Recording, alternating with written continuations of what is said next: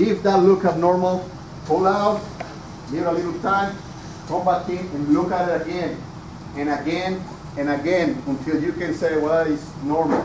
And if it's not sure about it, take a picture, send it to your friends, call Dr. Bob, call Dr. whatever, and come and take a look at this. Is this normal? Don't overlook things and think, well, this is normal. Just think about it for 1 second. You are in Lexington September sale. And you're scoping a son of whatever stallion, $1 million stallion. And you got a baby that is going to go on the sale for $3 million and above. And you're the veterinarian scoping this horse that day. You look at something and, I don't know, and pull out. When that horse is bought, they're going to have 3 or 4 veterinarians looking at that airway. You're going to have 3 or 4 very mad veterinarians calling you and tell you, what the hell are you thinking? And then the owner is going to call you. And then you're not coming back to the sale. Period. Because this horse that was supposed to be the next champion, and you misdiagnose something, it's not going to run it off. And they already paid for it. So, pay attention.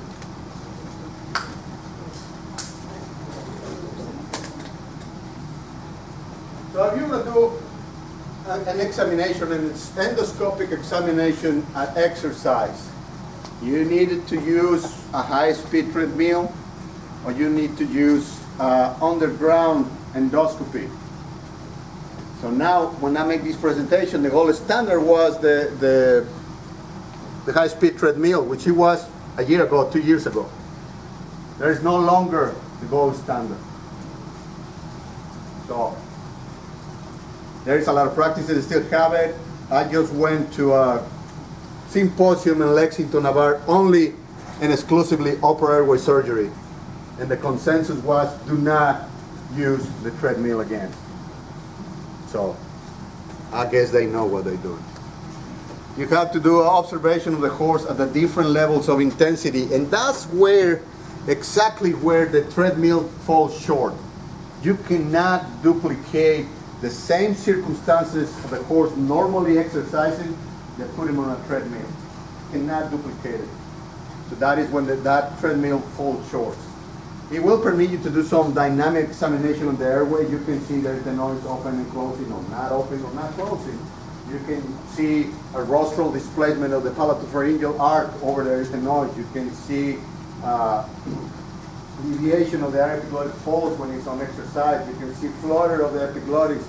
You can see a dorsal displacement of the soft palate. You can see a number of things.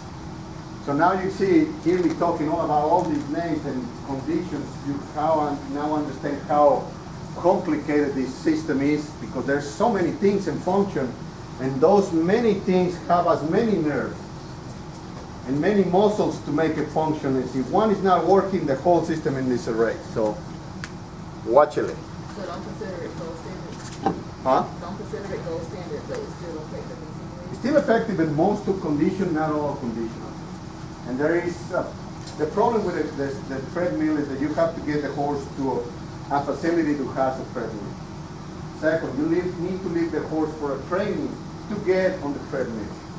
Third, you have to get the horse on the treadmill and perform the endoscopy. So see what I mean? When you can have your little scope, go to the track, put him on the horse, and have the jockey just go at it. And you're looking at it as it happens. Then you have a GPS system. The GPS system is telling you how much air is coming in, what is the heart rate, what is the effort. So technology has gotten pretty heavy on this kind of stuff, because these horses make a lot of money for a living. So it's very important to do that.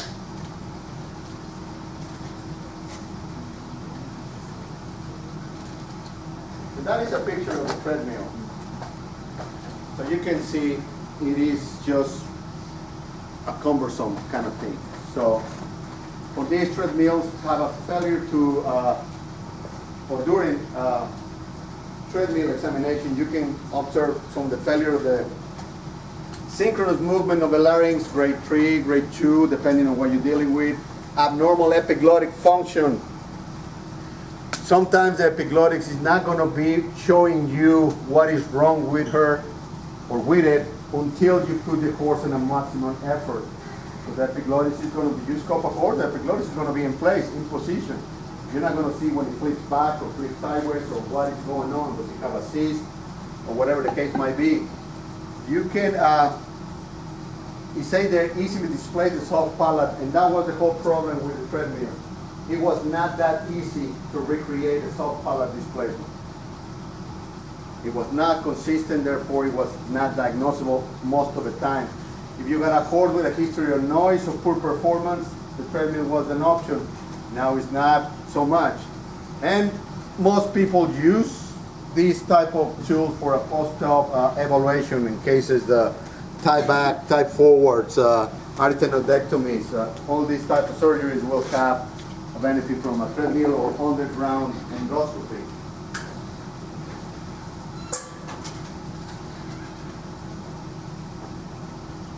I'm not going to go over the sound analysis.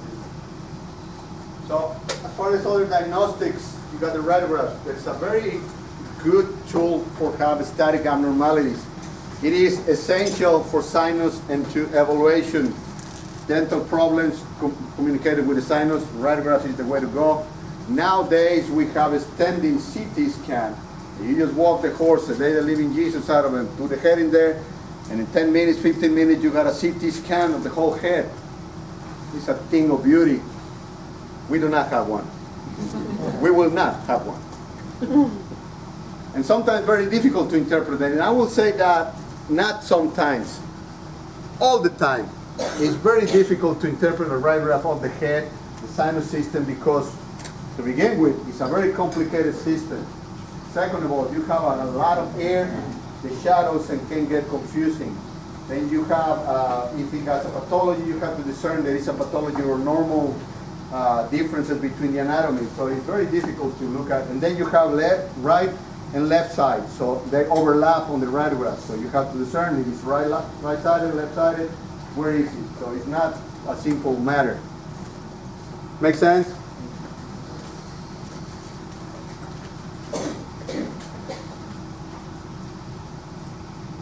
So for instance, that is a DV view of a horse's skull. So you can see you have the roundness of the mandible on each side, the dental arcade, lower and upper arcade. You have the nasal septum going in this direction, then you have the rostral maxillary sinus, and therefore back you will have portion of the maxillary sinus, the Edmond labyrinth in there. So you can see a lot of things in a simple DV radiograph. So therefore, in these radiographs, I mean, this is a kind of very obvious problem to diagnose right away. You have a deviated septum. Now, it's very easy to diagnose. It's not very easy to treat. This surgery is the devil's technique. It's very, very difficult to do. Very bloody. It's a bloody mess. They bleed a lot. A lot. And there is a lot of things with nerve names around it that you can mess up, and you will mess up. So whenever a horse needs a septum to be removed, I make sure that the client knows exactly what they're asking me to do. So because I cannot split the head open and remove the septum. I have to do it through holes on the sinus and through the nose and guide it, and it is not that simple. It's a very cool surgery though. Nowadays, like I mentioned, we have the CT scan. And there are some places, there is a place in Texas who have a robotic radiograph machine. It got two arms and it moves around the horse. So basically you program this thing, push the horse in, and the machine will take all the views and create a three-dimensional image of that. It's the coolest thing you're gonna see. But it's just one in Texas. Most of the practices, most of the big universities will have a standing CT scan to do this kind of evaluation. So you can see with very clear detail where the problem is and how you're going to approach it surgically. So you got a computer tomography will have a better detail and excellent for sinus and molar or dental problems. You got nucleosensitigraphy, it's not very specific, but it's sensitive to molar or dental problems. And then you have magnetic resonance or MRI will have a very nice and specific detail as far as soft tissue goes. Now, you can only put so much of the horse's head into the MRI head. You're not going to get much of an image. If you need an image of the neck, you're not going to have the whole neck. So it's limitations with each one of these. The limitations with the MRI is that you cannot feed the horse like you feed a human back and forward, sideways, and all that. You cannot do that with a horse. There's a limitation. The nuclear scintigraphy can be very specific because it's an uptake of the radiopharmaceutical product into the bone, increased need of the bone. So you can have a horse doing a nuclear scintigraphy on Michigan when it's a little early fall time, and do the same horse in freaking Alabama. So the difference in temperature is going to be considerably in the uptake of that radiopharmaceutical drug. So you have to account for all those differences. Room temperature, metabolism of the bone, age of the horse. So there's a lot of things that you have to keep in mind. So for my money, the computer tomography for the head of a horse in the sinus system is the way to go. If you don't have it, then radiology is the way to go. You don't have any other option.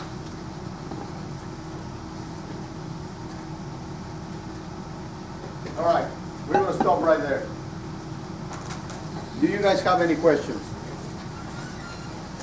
Whatever we cover on Monday, because you guys have a lab today, if I understand correctly. Yes. You have a dental lab today with Dr. George, so I will have another class with you guys on Monday. Whatever we cover on Monday, that's going to be on the test. We're going to leave all the orogenital surgery for you 4 years. Whenever you get to the surgical rotation, or the large animal rotation, you should have that lecture, which is not that long. I mean, it's very few things that you need to know as far as the reproductive tract, how to castrate a horse, how to diagnose a rectal tear, rectal vaginal tear, how to diagnose penile paralysis. It's just not that much.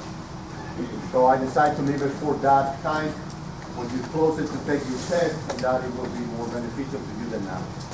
Because I promise you, by the time you finish this course and start the next, you forgot everything I have told you. Right. Because understand one thing, you will be in my rotation. I can promise you that all of you will have a case with me on your 4 years. I can guarantee you that. At that point, I will show you that you don't remember what I told you. Which is normal. I didn't remember either. So any questions for me? Do you have somewhere to be? Me?